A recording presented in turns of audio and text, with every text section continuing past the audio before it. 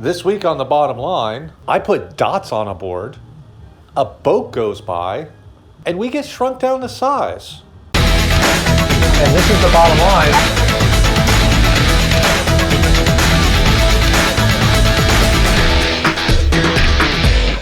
There's the result of a very, okay, all right. Ready?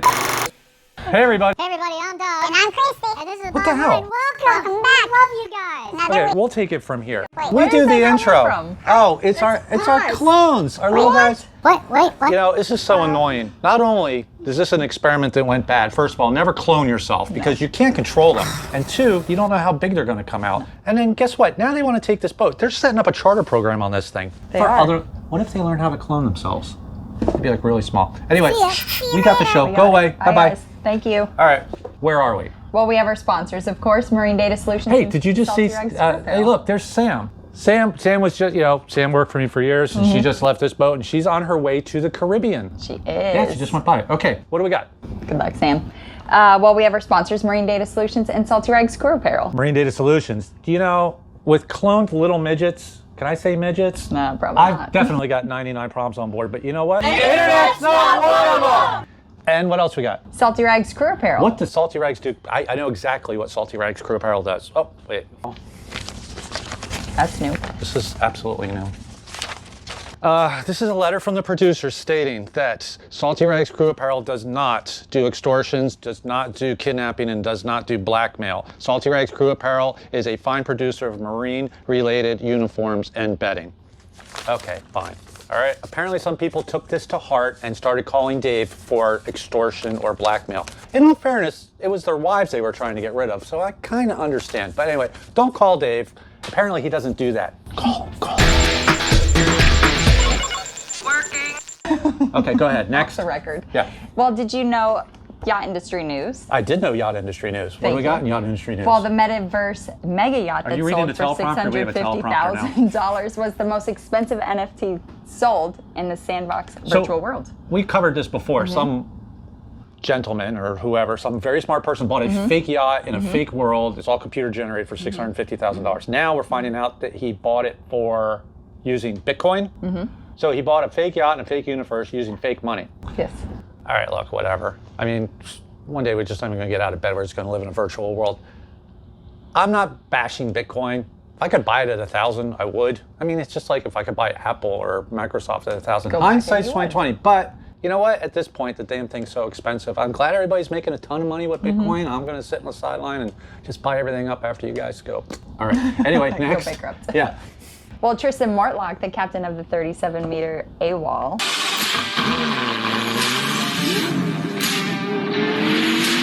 Captain Tristan? Captain Tristan. Actually, he prefers to be called Super Yacht Captain Oh, Tristan. yeah? Why's that? Well, I don't know. Tristan has this YouTube. He's very popular on YouTube. The Super Yacht channel. He's called Super Yacht Captain. Okay. Now, wait a minute. He's on a 37 meter. I'm on a 36 meter. Am I a Super Yacht Captain? In your dreams. 1 meter makes the difference? He's a super yacht is 37 meters. At 36 meters, I'm just a captain? Apparently. Okay, so anyway, whether you guys know it or not, Tristan's yacht, AWOL, sold. So Tristan, the Lamborghini driving, super yacht captain driving, guy over in the Mediterranean has moved on to other things. He's going to be involved in new and used sales and charter, kind of like a broker. Okay. Hey, good for you, Tristan. You know, I always watched your program. It was very informative. We thank you for everything you did, and good luck in your future travels, right? Yes, absolutely. Okay, I can tell you one thing right now, okay? I love boats. You're gonna have to pry those you're gonna have to pry my cold hands off those throttles. And then when I finally do retire, I'm just probably gonna go out and buy a boat and charter it myself. I'm in for the long Do haul. it. Okay. Go for it. Next. Well, we're going to be reviewing some deliveries that are expected in 2022. The biggest deliveries of 2022? Yep. What do we got? Let's do it. Okay. Well, we have Bezos Ocean Co. Y721, How big's that? 417 feet. Okay, and next? Becking and Rasmussen 6507, Okay, how big is that? 388 feet. Jesus Christ. Next? So it's just a little Fed bit. ship. Fed ship 1010, Yeah. 387 feet. Jesus Christ. Ocean Co. Uh-huh. Y719, Yeah. 384 feet. Yeah. Ocean Co. Y720, Yeah. 358 feet. Okay, listen. So this is pretty incredible because all these boats are huge. They are and very Ocean big. Co's leading deliveries for 2022. I know, and there's 3 of them. Listen, gang, get There's into 3, yachting Ocean Co. Way now. to go. Okay, I'm a firm believer in boats that big are kind of cruise shippy. No interest. You know, No? I really don't. But there's a vet ship I on like there my too. house. I like my Ocean Co. cars. I don't have a Lamborghini, but I like my cars. I like to have some of part of a life. But anyway, these are some big boats, and they're all coming in 2022. So if you want to get into yachting, now's the time. Next, Well, we have a exciting announcement. which is Bottom feeders. bottom feeders. Yep. What's bottom feeders? Well, it's something that we were talking about. Adrian Gang, Yep. because she cooks for us. She cooks some very good food. I love her breakfast. She spoiled us rotten. Thank you, Adrian. Okay, She was on last week's so episode. she came up with this thing. She's like, all these people that Love reach it. out to you, Doug, what do you call them? I'm like, I have no idea. I call them whatever. She's like, Fans. bottom feeders. So we're going to give some shout out to a couple of bottom feeders. Okay, so we were in Compass Key, and Elizabeth came up to the boat. We had a lot of people at Compass Key come up and go, we love the show. But Elizabeth came up, me and Georgia, the producer, talked to her for about 15 minutes. Really nice woman. She loves the show. So big shout out to Elizabeth. Now, here's a strange shout out. Oh. Okay. I'm scared. This is to Tom O'Toole from Chicago, Illinois. He is the #1 disc jockey in Chicago on FM 94.7 WLIS FM. He actually had a problem. He said, I threw away one of my iPods because we were only broadcasting on one channel, audio. And then he figured it out that it wasn't his iPod. So he had to stop watching to go back to the trash and pick up his iPod. Sorry about that. I'm sorry about that, Tom. But Sorry about you know that, what? Tom. All the way from Florida to Chicago. Thanks for watching, and we're going to try and tune into your radio show and see what you're all about. Thanks for Next. checking us out. Well, this year in yachting history, Okay, what, a couple years ago? about 360 years 360 years ago? Yep. That was the first yacht? The history of The boaters. first yacht ever in existence was 360 years ago. The Dutch, in the 14th century, invented the yacht, and basically it was just a boat, and people were like, you know what? Let's go out for the day and Let's go out And for not- fun, yeah. not working. and let's not fish or go blow people up. So that's what happened. 360 years ago, the Dutch invented the first yacht. Now, the first organized yachting event was in England from King Charles II Okay. of England. He's English. Righto. Hello. Okay. He was actually in exile in Holland, but before returning, he had a yacht. To celebrate. They built a yacht for him, a 60-footer named Mary. Had 20 crews, 60-foot, 20 crew. 60-footer now would have like 2 crew. The first race was in 1661. 1661, and it was a 40-mile race. I mean, goes back a long, long, long time. So basically, that's how yachting started. And even till present day, yachts have been a big part of society. A lot of people bash yachts, and I don't really understand why, because this particular yacht, I've been to the yard. I actually built this boat. Hundreds of people were involved in the construction of this vessel, and it's just not that. We take on tens of thousands of gallons of fuel. We hire crew. We hire people to deliver stuff, repair people. Yachting does definitely provide an income and a career for a lot more people than the guys working on the boats. So, yeah, a lot of people are bashing yachts. Oh, how decadent! You're just polluting. But we're also, yachting is contributing so much back to the community, and you just can't see it. It's the little stuff. Okay, And next. tourism, it's touching all those Yes. different places. Next, Crew Corner, Crew Corner. sponsored by Crew Haven. Crew Haven. Who's Crew Haven? Well, the best place to call home when you are not at home. Actually, the best place to get rested, like the guest did. Now, That one too. I drove by one of their properties because they're right next to LMC, and they prefer to rent out the whole unit instead of like the onesies. I don't blame them. But so if you're doing a refit, that's the place. Now, It's beautiful. I haven't confirmed this because apparently there's problems with what I say, with our sponsors. No more envelopes. But apparently they will provide a clown. I mean, like one of those scary clowns for you. They'll come in the Like middle of the It, night. the movie? They'll actually Great. do a murder mystery night where they'll come into the house in the middle of the night and then they'll have like a knife and you'll Sorry, be like Jamie. this, and then you have to solve the mystery. Sometimes they Of who take died? the cars out of the driveway, kind of like it's called Reality Repo Man, and then you have to go find your car. It's like a really scavenger cool. hunt in Yeah, it's Fort really Lauderdale. Cool. You Okay, get to anyway, explore the check city. them out. What's the website? Crew Haven. Crewhaven1501.com. Okay, 1501.com. next. Or on Facebook. They're on Facebook as well. Are we on Facebook? We are. Oh, okay. Go ahead. And Next. on TikTok. Next. What do we got? Well, Crew Corner, we're talking about how much are you worth? I am worth like Pennies. this much. This much. Or that you much. can't zoom Can't out. put a number on him.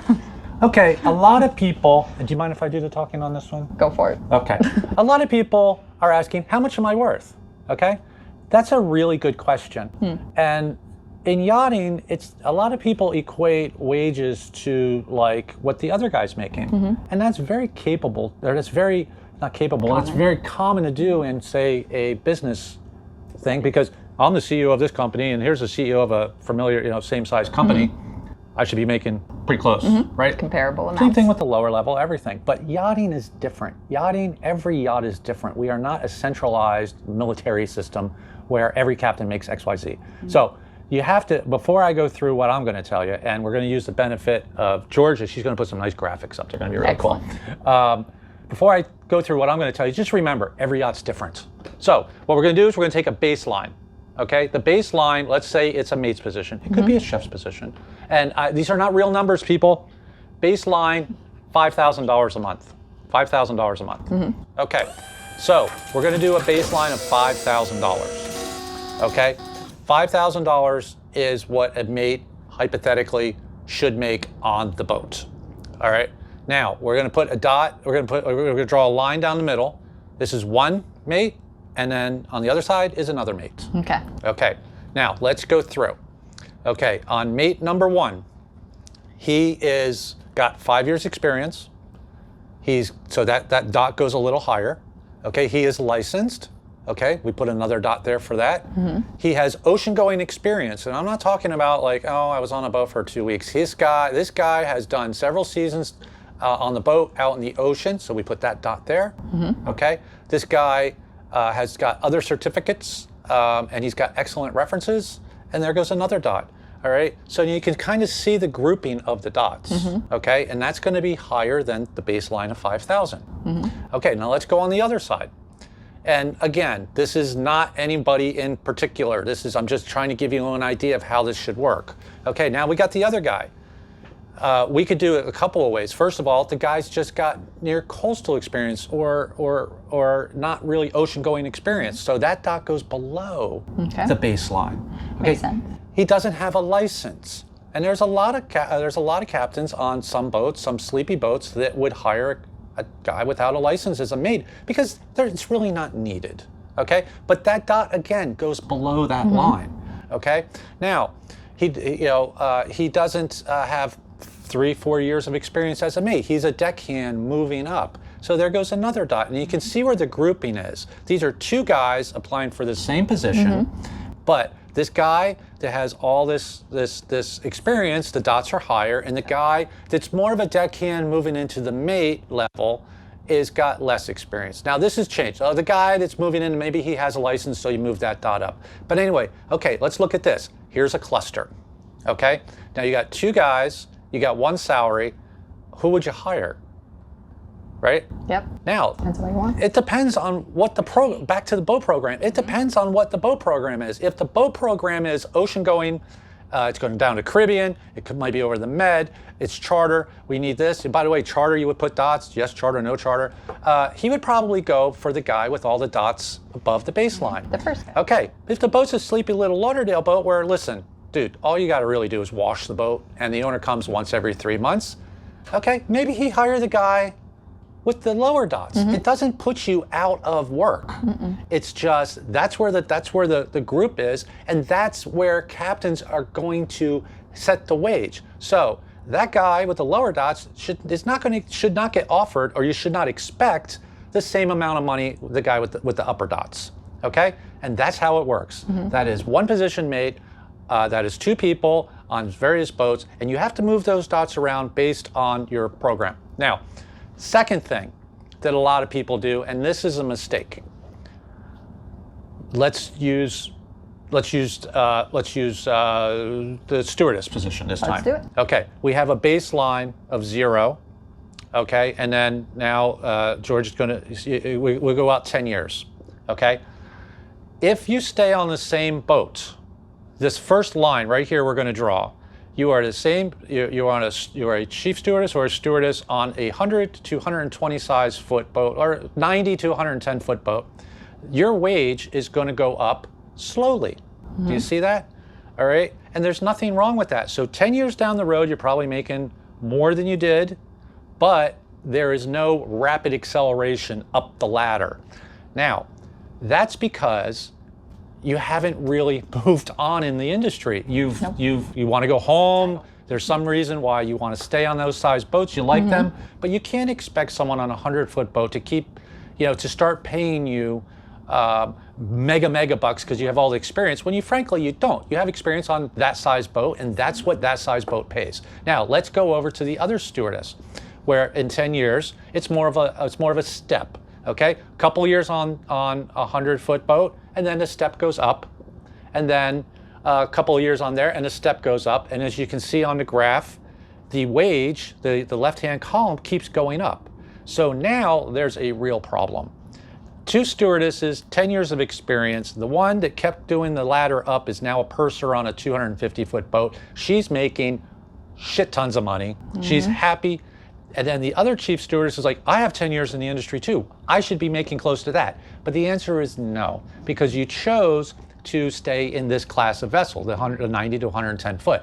That person has accelerated their career. And now, and this is where there's a big problem in yachting, is it's this space right here. 2 girls, 10 years experience, and there's this big gap in wages from what the 2 of them are making. Okay? All I can say is plan out your career the way you want. Now, the girl on the 250-foot boat's probably not home a lot. She's making a ton of money, okay? The girl on the 90, 100-foot boat's probably home pretty good, reasonable amount of time, has a social life, maybe a husband, whatever, okay? You're giving up a little, but you're getting a little. But you can't, the whole thing is here is, what are you worth? And frankly, if all your experience is there 10 years down the road, you can't expect to be worth what the other person is who put in all the other steps to get higher up the ladder. Same thing back to the mate. You can't expect, the worst thing I always hear is, that guy's making $7,000 a month. I should make $7,000 a month. And I look at them like, why? And they're like, well, he's on the same size boat. Okay, but you don't know his background. He's been in this industry for 10 years. He's got twice the size license that you have or you don't have.